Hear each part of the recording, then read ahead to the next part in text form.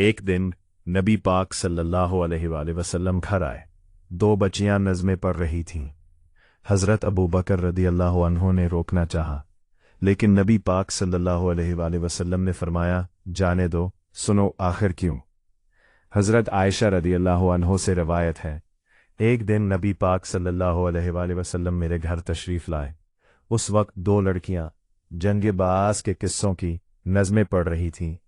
नबी पाक सल्लल्लाहु अलैहि वसल्लम बिस्तर पर लेट गए और चेहरा दूसरी तरफ फेर लिया। फिर हज़रत अबू बकर रदियल्लाहु अन्हु आए और डांटा, ये शैतानी बाजा। नबी पाक सल्लल्लाहु अलैहि वसल्लम की मौजूदगी में नबी पाक सल्लल्लाहु अलैहि वसल्लम ने फरमाया, जाने दो, खामोश रहो। सोचो, नबी पाक सल्लल्लाहु अलैहि वसल्लम जिनका घर वही का मरकज़ था, जिनके कदमों पर सहाबा रदियल्लाहु ताला जान निसार करते थे, वो नबी पाक सल्लल्लाहु अलैहि वसल्लम ने छोटी बच्चियों को नज़में पढ़ने से नहीं रोका, क्योंकि वो बच्चियां थीं और बचपन अपना वक्त मांगता है।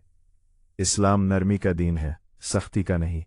घर में बच्चों पर हर वक्त सख्ती मत करो। नबी पाक सल्लल्लाहु अलैहि वसल्लम ने नहीं की तो तुम क्यों करते हो। नबी पाक सल्लल्लाहु अलैहि वसल्लम ने फरमाया, तुम में सबसे बेहतर वो है जो अपने घर वालों के साथ सबसे अच्छा हो।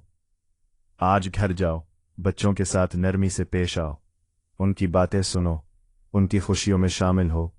यही नबी पाक सल्लल्लाहु अलैहि वसल्लम की सुन्नत है। कमेंट में लिखो, नबी पाक सल्लल्लाहु अलैहि वसल्लम की सुन्नत पर अमल करूंगा। चैनल सब्सक्राइब करो।